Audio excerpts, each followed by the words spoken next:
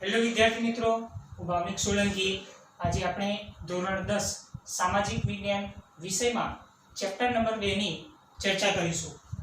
Chapter number 2 છે ભારતનો સાંસ્કૃતિક વારસો, હસ્તકલાઓ અને લલિત કલાઓ.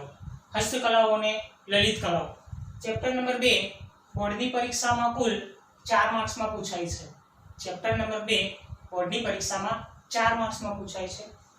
4 માર્ક્સમાં એટલે કે આ ચેપ્ટરમાંથી 3 માર્ક્સનો એક પ્રશ્ન બોર્ડની પરીક્ષામાં પૂછાશે અને 1 માર્ક્સનો એક પ્રશ્ન ઓબ્જેક્ટિવમાં બોર્ડની પરીક્ષામાં પૂછાશે.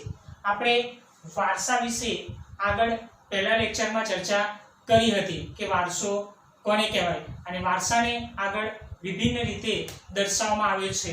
સૌથી પહેલા આપણે જોઈએ ચેપ્ટરની પ્રસ્તાવના. ભારત સમૃદ્ધ સાંસ્કૃતિક વારસો ધરાવે છે. ભારત સમૃદ્ધ સાંસ્કૃતિક વારસો ધરાવે છે, જેમાં જૈવિક વારસો અને ભૌતિક વારસો. આપણે આગળ જોયેલું સાંસ્કૃતિક વારસો અને પ્રાકૃતિક વારસો.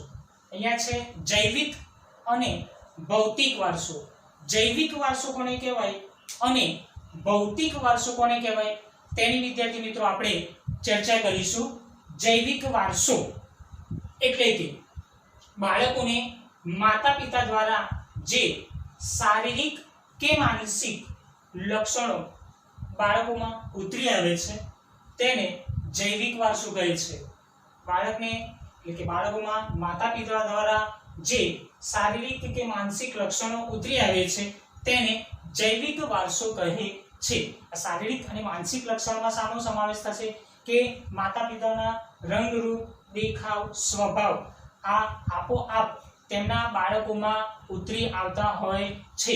આ જે લક્ષણો બાળકોમાં મળતા આવે માતા પિતા સાથે, આ જે લક્ષણો છે એ જૈવિક વારસામાં આવશે. જૈવિક વારસા પછી બીજો વારસો છે ભૌતિક વારસો. જૈવિક વારસા પછી બીજો વારસો છે ભૌતિક વારસો. ભૌતિક વારસો કોને કહેવાય? જૈવિક વારસો તો આપણે જોયું કે માતા પિતા દ્વારા જે શારીરિક લક્ષણો મળી આવે છે, શારીરિક માનસિક લક્ષણો મળી આવે એ છે જૈવિક વારસો. ભૌતિક વારસો કોને કહેવાય કે ઘર, જમીન, સ્થાવર, મિલકત જે વારસામાં મળી છે તેને ભૌતિક વારસો કહે છે. ઘર, માતા પિતાનું જે મકાન છે, દાદાનું મકાન છે, ગામડે જે મકાન છે એ મકાન તેના બાળકને, તેના પુત્રને વારસામાં મળે છે. એ કયો વારસો છે? ભૌતિક વારસો છે. માતા પિતાની જે પ્રોપર્ટી છે, દાદાની જે પ્રોપર્ટી છે, તેમની મિલકત છે, તેમનો બિઝનેસ છે, આ બધી તમામ બાબતો જે વારસામાં મળે છે એને ભૌતિક વારસો કહે છે. એટલે કે ભૌતિક વારસો કોને કહેવાશે કે ઘર, જમીન, સ્થાવર, મિલકત જે વારસામાં મળે છે તેને ભૌતિક વારસો કહે છે. અહીંયા વારસાને બે ભાગમાં દર્શાવવામાં આવ્યો છે, જૈવિક વારસો અને બીજો ભૌતિક વારસો. જૈવિક વારસો એટલે કે બાળકને માતા પિતા દ્વારા જે શારીરિક કે માનસિક લક્ષણો, બાળકને માતા પિતા દ્વારા જે શારીરિક કે માનસિક લક્ષણો બાળકોમાં જોવા મળે છે તે જૈવિક વારસો. દાખલા તરીકે બાળકોમાં જે રંગ, રૂપ, દેખાવ, તેનો સ્વભાવ એ બાળકોમાં જોવા મળે છે જૈવિક વારસા દ્વારા.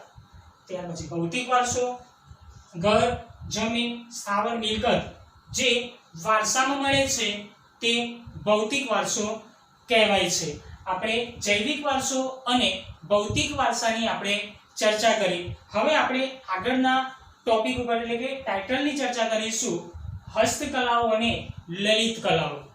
હસ્તકલા અને લલિત કલાઓ. આપણે હસ્તકલાઓ જોઈશું. હસ્ત એટલે કે હાથ. હસ્ત એટલે હાથ કે મનુષ્ય પોતાના હાથે એટલે કે પોતાની જાતે મહેનત કરીને જે વસ્તુ બનાવે છે કે જે સર્જન કરે છે તે હસ્તકલા. કે પહેલાના જમાનામાં કે પહેલાના સમયગાળા દરમિયાન માણસ પોતે જાતે મહેનત કરીને, એટલે કે જે મશીનો અને ટેકનોલોજી નહોતી ત્યારે મનુષ્ય પોતાની જાતે એટલે કે પોતાના હાથે મહેનત કરીને વસ્તુઓ શું કરતો હતો? બનાવતો હતો. જેમ કે હું તમને એક ઉદાહરણ આપું કે મોચી જે છે એ ચામડામાંથી વસ્તુઓ બનાવે છે, કુંભાર છે એ માટલા માટલી એટલે કે માટીમાંથી વસ્તુઓ બનાવતો હતો, લુહાર. આ બધાના જે વ્યવસાયો છે એ હસ્તકલા સાથે જોડાયેલા છે. આપણે જોઈશું હસ્તકલાઓ. હસ્તકલામાં આપણે ચર્ચા કરીએ કે હસ્તકલા એટલે કે જેમાં કઈ કઈ બાબતોનો સમાવેશ કરવામાં આવશે. હસ્તકલાઓનો પરિચય આપો. હસ્તકલાઓમાં કઈ કઈ કલાઓ આવશે એના વિશે સૌથી પહેલા આપણે ચર્ચા કરીશું. હસ્તકલાઓ.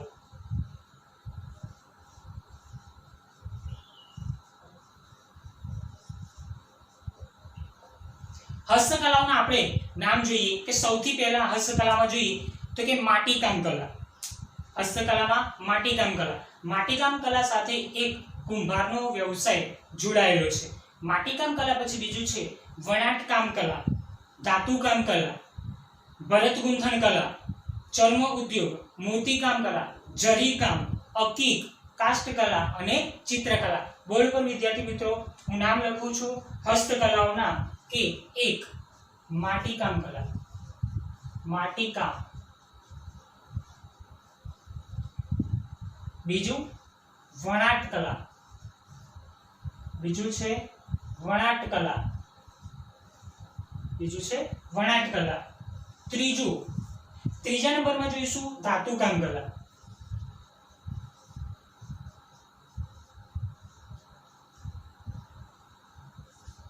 ચોથું આપણે ચર્ચા કરીશું, ચોથામાં આવશે ભરત ગૂંથણ કલા. ભરત ગૂંથણ કલા. 5 નંબરની કલા જોઈશું આપણે. 5મા નંબરમાં આવશે ચર્મ ઉદ્યોગ. ચર્મકામ પણ કહેવાય, ચર્મકામ કહેવાય, ચર્મ ઉદ્યોગ પણ કહેવાય. પછી 7મા નંબરમાં આવશે, સોરી 6ઠ્ઠા નંબરમાં આવશે આગળ મોતીકામ. 7મા જરીકામ. 7 નંબર છે જરીકામ. 8 નંબરની કલા જોઈએ. 8મા નંબરમાં આવશે કલા આવશે અકીક. 9માં આવશે કાષ્ઠ કલા. 10માં આવશે ચિત્રકલા. 10માં આવશે ચિત્રકલા. બોર્ડ પર વિદ્યાર્થી મિત્રો હસ્તકલા કારીગરીના મેં નામ લખ્યા છે.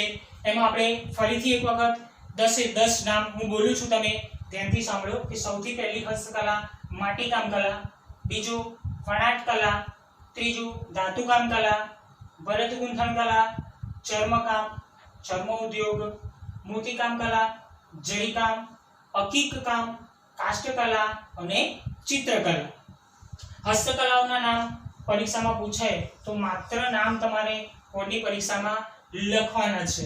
ત્યાર પછી તો હવે આપણે આગળ એક એક કલાનો પરિચય મેળવીશું. એમાં સૌથી પહેલી જે કલા છે માટીકામ કલા. સૌથી પહેલી જે કલા છે માટીકામ કલા વિશે જોઈએ. માટીકામ કલા.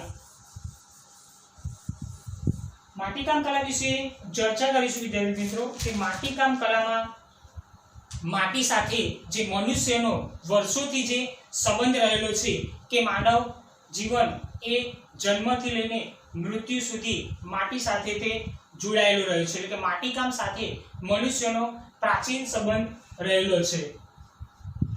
મનુષ્ય પ્રાચીન સમયથી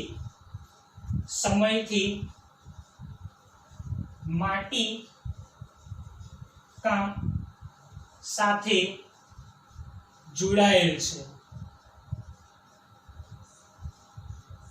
મનુષ્ય જન્મથી મૃત્યુ સુધી માટી સાથે જોડાયેલો છે એમ પણ કહી શકાય. પ્રાચીન સમયથી જોડાયેલ છે એમ પણ કહી શકાય. ત્યાર પછી જોઈએ કે જ્યારે ધાતુની શોધ નહોતી થઈ, ત્યારે મનુષ્ય માટીમાંથી બનાવેલી વસ્તુઓનો ઉપયોગ કરતો હતો. અત્યારે જે આપણે વાસણોનો ઉપયોગ કરીએ છીએ એ બધા વાસણોની શોધ એટલે કે ધાતુની શોધ નહોતી થઈ ત્યારે માનવી માટીમાંથી બનાવેલા વાસણોનો ઉપયોગ કરતો હતો. હવે જોઈએ કે માટીમાંથી કઈ કઈ વસ્તુઓ બનાવવામાં આવે તો માટીમાંથી રમકડા, માટલા માટલી,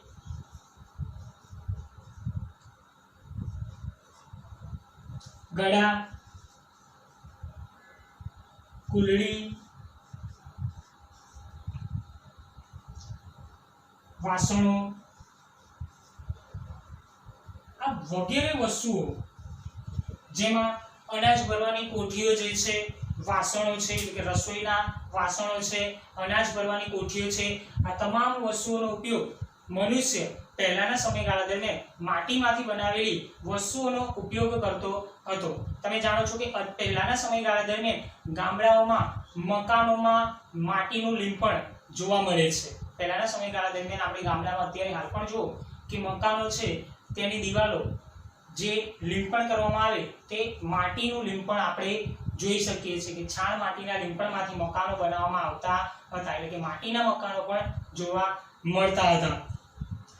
દૂધ, દહીં, છાશ, ઘી આ બધા જે વાસણો જે હતા કે આ બધા વાસણો બનાવવા માટે પણ માટીના વાસણોનો ઉપયોગ કરતા હતા કે માટીના વાસણનો અનાજ ભરવાની કોઠીઓ કે જે છે એ બધી વસ્તુઓ તમે જુઓ કે દૂધ, દહીં, છાશ આ બધા જ માટીના વાસણો એટલે કે આ બધા જ માટે માટીના વાસણોનો ઉપયોગ કરવામાં આવતો હતો કે બધા જ પાત્રો માટીના વાસણો દ્વારા બનાવવામાં આવતા હતા. હવે જોઈએ કે કુંભારનો ચાકડો. કુંભારનો ચાકડો. કુંભારનો ચાકડો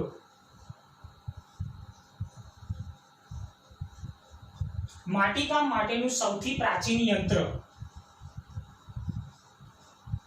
માટીકામ માટેનું સૌથી પ્રાચીન યંત્ર. મેં તમને કીધું દૂધ, દહીં, છાશ, ઘી આ બધી જ વસ્તુ ભરવા માટે જે વાસણો હતા એ બધા જ વાસણો શાના હતા?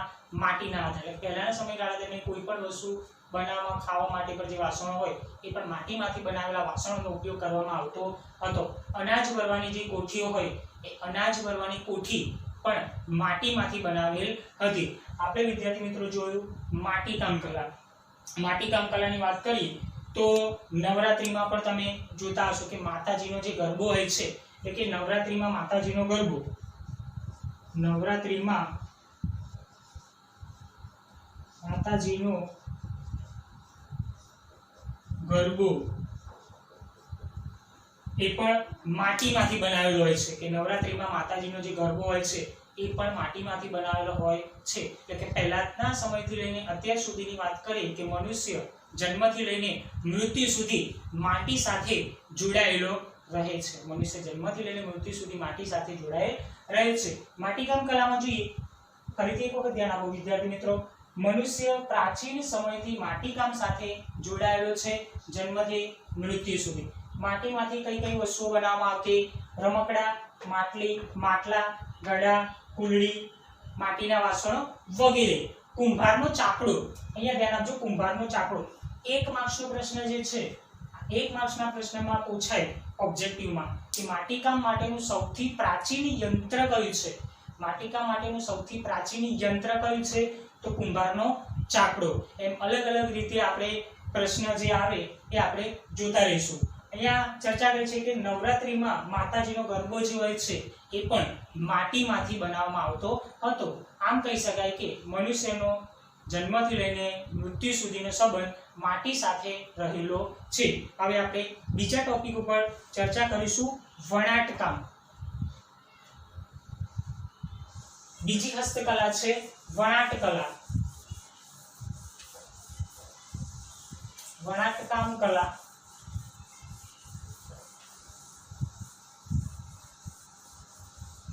વણાટકામ કલા વિશે જોઈએ.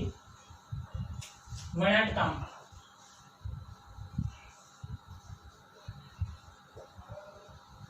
વણાટકામની વાત કરું વિદ્યાર્થી મિત્રો કે વણાટકામ કોને કહેવાય? તમને યાદ હશે કે ગાંધીજીનો જે ચરખો આપણે કહીએ કે રેંટિયો, એક રૂની પૂણીમાંથી એક દોરો બનાવવામાં આવે એટલે કે વણાટકામ કલા. એમાં એક વ્યાખ્યા આપી છે કે જે તમારા સ્વાધ્યાયમાં પણ આપેલી છે કે જેની વાત કરું, કાંતણ કલા. કાંતણ કલા. કાંતણ કલા કોને કહેવાય? કાંતણ કલા કોને કહેવાય? વણાટકામ કલામાં જ આવશે કાંતણ કલા.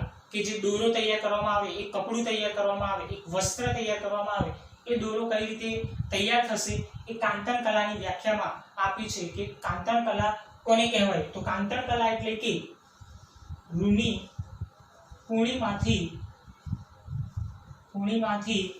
તાંતણા ખેંચવા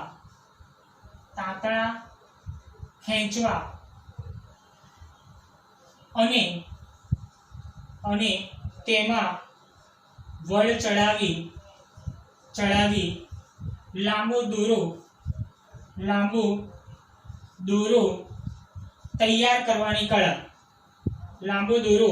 તૈયાર કરવાની કળા. શું લખ્યું છે બોર્ડ ઉપર? કાંતણ કલા કોને કહેવાય?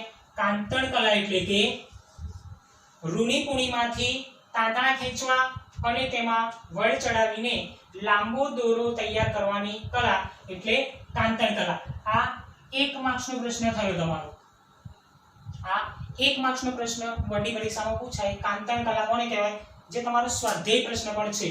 ફરીથી એક વખત ધ્યાન આપજો વિદ્યાર્થી મિત્રો. રૂની પૂણીમાંથી ઈઝીલી યાદ રહેશે. રૂની પૂણીમાંથી તાંતણા ખેંચવા અને તેમાં વળ ચડાવીને લાંબો દોરો તૈયાર કરવાની કળા. કે રૂની પૂણીમાંથી તાંતણા ખેંચવા અને તેમાં વળ ચડાવીને એકબીજા સાથે પકડમાં જોડવામાં આવે છે અને લાંબો દોરો તૈયાર કરવામાં આવે છે. આ કલાને કાંતણ કલા કહેવામાં આવે છે. હવે આપણે કાંતણ કલામાં જોયું, વણાટ કામની અંદર કાંતણ કલા આપણે જોયું. હવે જોઈએ હાથ વણાટ કે હાથેથી કપડું વણવામાં આવે છે તે હાથ વણાટ કે કપડામાં જેવી ડિઝાઇનો જે આપણે જોતા હોઈએ છીએ. હાથ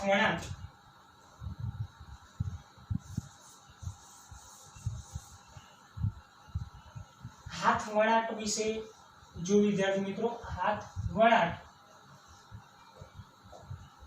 3 માર્ક્સનો પ્રશ્ન છે. આ હાથ વણાટ વાળો પ્રશ્ન 3 માર્ક્સનો પ્રશ્ન છે. માટીકામ કલા વિશે આપણે જોયું, એ માટીકામ કલા વાળો પ્રશ્ન પણ 3 માર્ક્સનો પ્રશ્ન હતો. કાંતણ કલા જે જોયું એ 1 માર્ક્સનો પ્રશ્ન હતો. માટીકામ કલા પછી બીજો જે પ્રશ્ન 3 માર્ક્સનો છે એ હાથ વણાટ જોઈશું. હાથ વણાટમાં જોઈએ કે ભારત પ્રાચીન સમયથી વસ્ત્ર વિદ્યા ક્ષેત્રે જાણીતું છે. અહીં લખું છું વસ્ત્ર વિદ્યા, કે ભારત પ્રાચીન સમયથી વસ્ત્ર વિદ્યા ક્ષેત્રે જાણીતો છે. ભારતના કુશળ કારીગરો દ્વારા બનાવવામાં આવેલ ઢાકાની મલમલનો તાકો દિવાસળીની પેટીમાં પણ સમાઈ જતો હતો અને એક કાપડ વીંટીમાંથી પણ પસાર થઈ જતું હતું.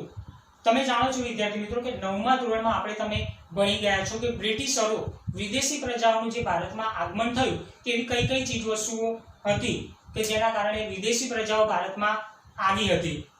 તેમાં હતું ઢાકાની મલમલ. ઢાકાની મલમલ એક પ્રકારનું એવું રેશમી વસ્ત્ર છે કે જે વસ્ત્ર દિવાસળીની પેટીમાં પણ સમાઈ જતું. ઢાકાની મલમલનો એક તાકો એટલે કે દિવાલ, એક રૂમમાં ભેગું થાય એટલું ટાંકા, એટલું લાંબુ તાકો હોય છે કે એક સાડી જેટલું લાંબુ કાપડ કહી શકાય કે જે એક દિવાસળીની પેટીમાં પણ શું થઈ જાય, સમાઈ જાય. અને સાડીની વાત કરી છે કે સાડી જે વીંટીમાંથી પણ પસાર થઈ જતી. આ જે કળા છે એ કઈ કળા છે? હાથ વણાટ છે. આ કલા કઈ છે? હાથ વણાટ છે. કે પહેલાના સમયગાળા દરમિયાન ભારતના કુશળ કારીગરો દ્વારા બનાવવામાં આવેલ ઢાકાની મલમલનો એક તાકો દિવાસળીની પેટીમાં સમાઈ જતો અને સાડી વીંટીમાંથી પણ પસાર થઈ જતી હતી. આ બધી કહેવતો પણ જાણીતી છે. જેમ કે આપણે આગળ જોઈએ કે કઈ વસ્તુઓમાં હાથ વણાટ જોવા મળે છે. તો અહીંયા લખું છું કે ગાલીચા, પાટણના પટોળા, રાજસ્થાની બાંધણી સાડી,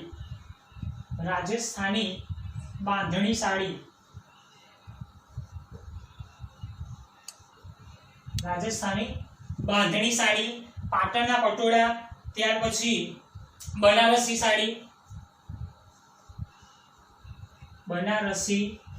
સાડી, આ તમામમાં હાથ વણાટ જોવા મળે છે.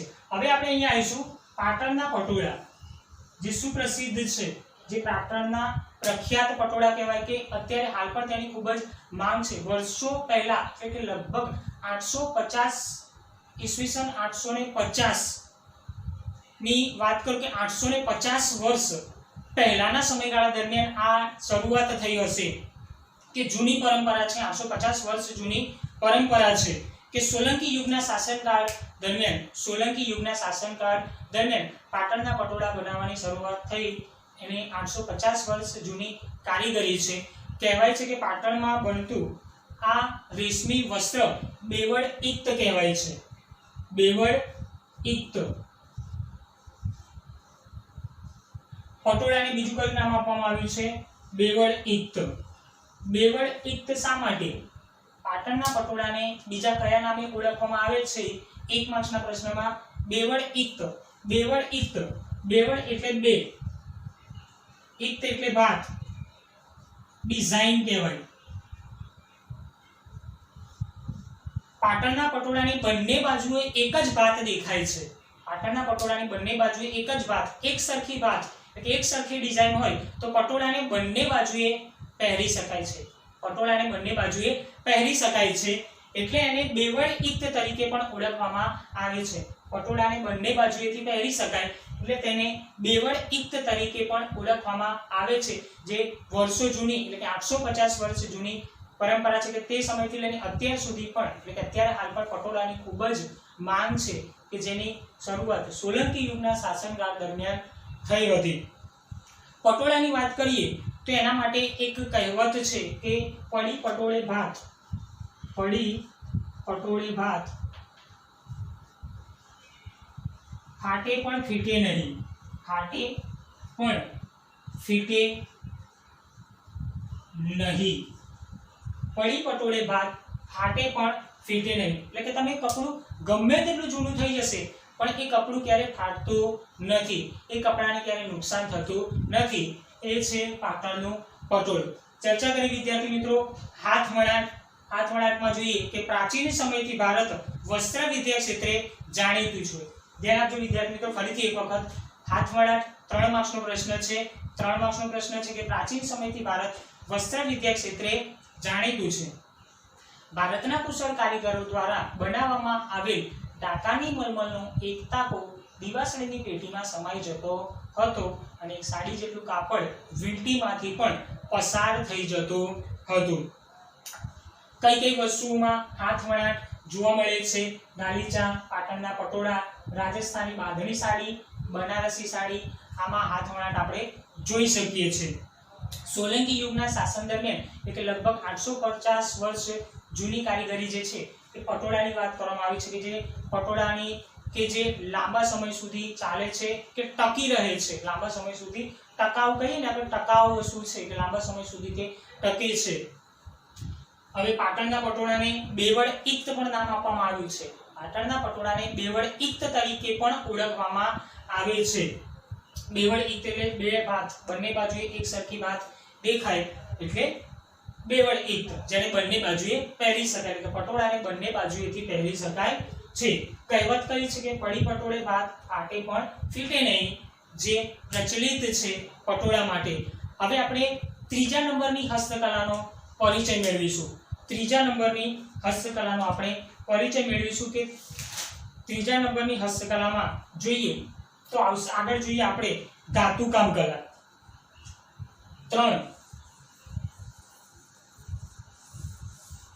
3 નંબર ધાતુકામ કલા. માટીકામ કલા વિશે જોયું. હવે ધાતુકામ કલાનો પરિચય મેળવીએ.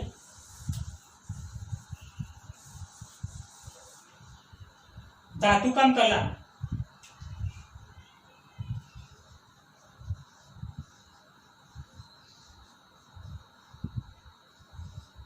ત્રણ માર્ક્સનો પ્રશ્ન છે. ધાતુકામ કલા. તમે ધાતુકામ કલા, ધાતુ શબ્દથી પરિચિત હશો. 9મા ધોરણમાં પ્રશ્ન આવતો હતો કે લોખંડ, સોનું, ચાંદી, તાંબુ, પિત્તળ, આ બધું અલગ અલગ ધાતુઓ છે. આ ધાતુકામ કલાને પહેલેથી લઈને અત્યાર સુધી માનવ જીવનમાં કઈ રીતે ઉપયોગી છે તેને લગતો આખો પ્રશ્ન છે. અહીંયા કીધું કે તમારો એક સ્વાધ્યાયનો પ્રશ્ન છે કે લોથલના કારીગરો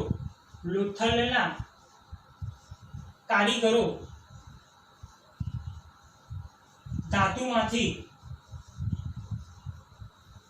કઈ કઈ વસ્તુઓ બનાવતા હતા. લોથલના કારીગરો ધાતુમાંથી કઈ કઈ વસ્તુઓ બનાવતા હતા. તો લોથલના કારીગરો ધાતુમાંથી વળાંકવાળી કરવત,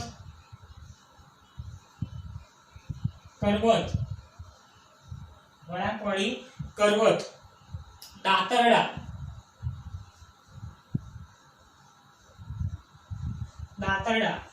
સારડી,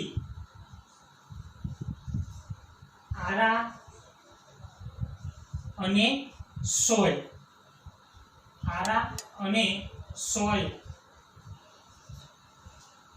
પ્રશ્ન શું છે? લોથલના કારીગરો ધાતુમાંથી કઈ કઈ વસ્તુઓ બનાવતા હતા.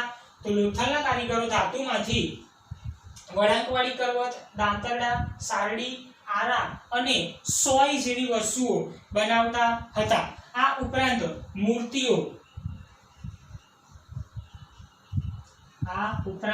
ધાતુની મૂર્તિઓ, લોખંડનો ઉપયોગ ઓજારો તરીકે એટલે કે અસ્ત્ર શસ્ત્ર જેવી વસ્તુઓ લોખંડના ઓજારો પહેલાના સમયગાળા દરમિયાન રાજા મહારાજાઓ યુદ્ધ માટે જે અસ્ત્ર શસ્ત્રોનો ઉપયોગ કરતા એ પણ ધાતુમાંથી બનાવવામાં આવતા હતા. એમ ધાતુ કલા જે છે એ પ્રાચીન કલા છે. વિદ્યાર્થી મિત્રો, હું તમને એક ચર્ચા કરું કે જે અવશેષો જે તમે આગળના ધોરણમાં ભણી ચૂક્યા છો, એ અવશેષો કોને કહેવાય? કે પહેલાના સમયગાળાની જે વસ્તુઓ જે છે એ ખોદકામ દ્વારા મળી આવે. ખોદકામ દ્વારા જે વસ્તુ મળી આવે છે એ વસ્તુ જે મળી આવી છે તેને આપણે જોઈએ તો એના ઉપરથી આપણને ખબર પડી કે પહેલાના સમયગાળા દરમિયાન માનવી આ બધી વસ્તુઓનો ઉપયોગ કરતો હશે. જેમ ખોદકામ દ્વારા મળી આવેલી વસ્તુમાં માટીના વાસણો પણ મળી આવેલા છે, ધાતુના વાસણો પણ મળી આવે છે. આ ખોદકામ દ્વારા જે વસ્તુઓ મળી આવી કે મૂર્તિઓ છે, સોના ચાંદીના સિક્કા છે, જે ખોદકામ દ્વારા મળી આવે છે જેને અવશેષો કહેવાય, તેના ઉપરથી નક્કી થશે કે પહેલાના સમયગાળા દરમિયાન મનુષ્ય આ બધી ચીજ વસ્તુઓનો ઉપયોગ કરતો હતો. ધાતુકામ કલા, લોથલના કારીગરો ધાતુમાંથી કઈ કઈ વસ્તુ બનાવતા હતા? પ્રશ્ન ફરીથી, લોથલના કારીગરો ધાતુમાંથી કઈ કઈ વસ્તુ બનાવતા હતા? આ વિદ્યાર્થી મિત્રો તમારો સ્વાધ્યાય પ્રશ્ન છે. એટલે હું રિપીટ કરું છું. લોથલના કારીગરો ધાતુમાંથી કઈ કઈ વસ્તુ બનાવતા? વળાંકવાળી કરવત, દાંતરડા, સારડી, આરા અને સોય જેવી વસ્તુઓ બનાવતા હતા. આ ઉપરાંત મૂર્તિઓ પણ ધાતુમાંથી બનાવવામાં આવતી, લોખંડના ઓજારો ધાતુમાંથી બનાવવામાં આવતા, રાજા મહારાજાઓ યુદ્ધમાં વપરાતા જે અસ્ત્ર શસ્ત્રો છે તે પણ ધાતુમાંથી બનાવતા હતા. આપણે સમજ્યા ધાતુકામ કલા. હવે આગળની કલાનો પરિચય મેળવીશું આપણે ચર્મકામ કે ચર્મ ઉદ્યોગ કલા. ચર્મ એટલે કે ચામડું, ચર્મ એટલે ચામડું. ચર્મ કલા.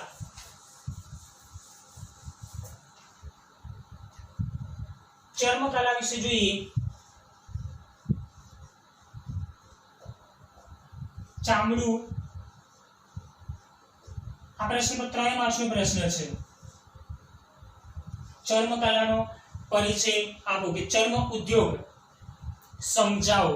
આ પણ પ્રશ્ન તમારા સ્વાધ્યાયમાં આપેલો છે. ચર્મકામ, આ જે ચર્મ જે છે એટલે કે ચામડું, તમે જાણો છો કે ચામડા સાથે કોનો વ્યવસાય જોડાયેલો હશે? તો આવશે મોચીનો વ્યવસાય. મોચીનો વ્યવસાય ચર્મ એટલે કે ચામડા સાથે જોડાયેલો છે. હવે આગળ આપણે ચર્ચા કરીએ ચર્મકલાની કે ચામડું કઈ રીતે પ્રાપ્ત થાય. તો મૃત્યુ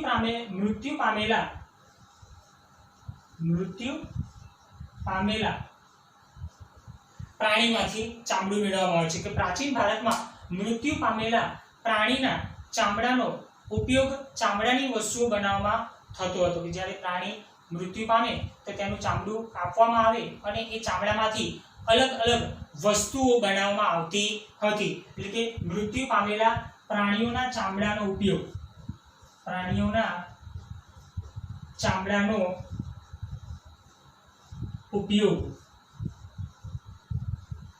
મૃત્યુ પામેલા પ્રાણીઓના ચામડાનો ઉપયોગ જેમાંથી ચામડામાંથી અલગ અલગ વસ્તુઓ બનાવવામાં આવતી હતી. પ્રાણીનું મૃત્યુ થાય પછી તેનું ચામડું કાપવામાં આવે અને ચામડામાંથી અલગ અલગ વસ્તુઓ બનાવવામાં આવતી હતી. ચામડામાંથી કઈ કઈ વસ્તુઓ બનાવવામાં આવતી હતી? તો કૂવામાંથી પાણી કાઢવા માટેના કોસ, સંગીતના સાધનો, બોર્ડ પર નામ લખું છું કે કૂવામાંથી પાણી કાઢવા માટેના કોસ, ત્યાર પછી સંગીતના સાધનો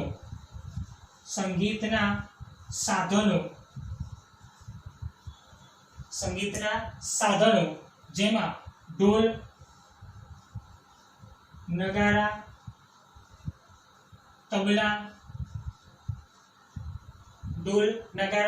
તબલા, ત્યાર પછી બૂટ ચંપલ,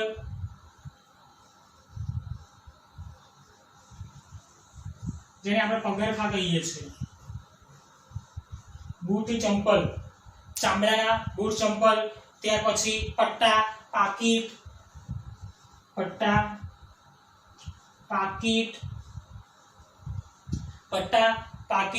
યુદ્ધમાં વપરાતી તલવારનું કવર,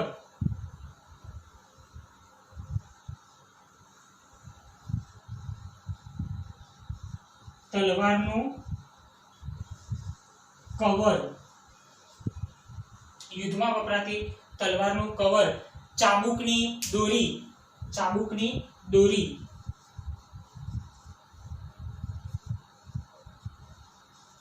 એ પણ ચામડામાંથી બનાવવામાં આવતી હતી. ચર્મ ઉદ્યોગ કલા વાળો પ્રશ્ન છે. ફરીથી એક વખત ધ્યાન આપજો. ચર્મકલા સાથે કોનો વ્યવસાય જોડાયેલો છે? મોચીનો વ્યવસાય જોડાયેલો છે. કઈ રીતે ચામડું પ્રાપ્ત થતું? કે મૃત્યુ પામેલા પ્રાણીઓના ચામડાનો ઉપયોગ કરવામાં આવે, એટલે કે પ્રાણીનું મૃત્યુ થાય એ ચામડા ઉપર પ્રોસેસ એટલે કે તેને કાપવામાં આવે અને ચામડામાંથી અલગ અલગ વસ્તુઓ બનાવવામાં આવે.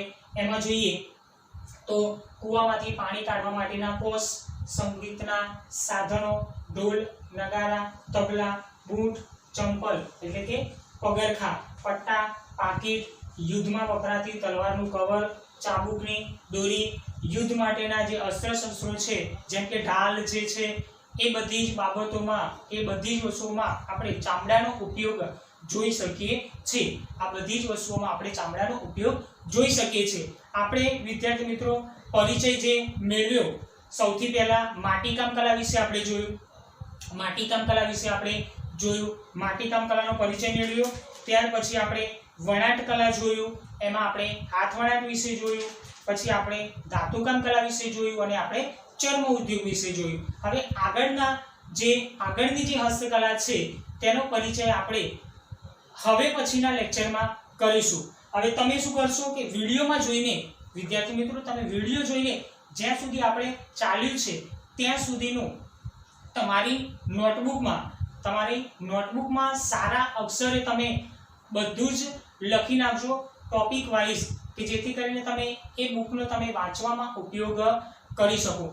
જેમ તમે ચેપ્ટર 1માં મેં કીધું તે પ્રમાણે નોટબુકમાં લખવાનું, એ જ રીતે તમારે ચેપ્ટર 2માં પણ તમારી નોટબુક વ્યવસ્થિત બનાવવાની અને ચેપ્ટર 2ના પ્રશ્નો પણ બોર્ડ ઉપર જે પ્રમાણે હું લખું છું એ વિડીયોમાં જોઈને તમે સ્ટોપ કરીને કે પોઝ કરીને તમે વિડીયોમાં જોઈને આ બધા જ પ્રશ્નો સારા અક્ષરે તમારી નોટબુકમાં લખશો, જેથી તમે એને વાંચવા માટે ઉપયોગ કરી શકશો. હવે આપણે આગળની હસ્તકલાને આના પછીના લેક્ચરમાં આપણે આગળની હસ્તકલા વિશે પરિચય મેળવીશું. Thank you.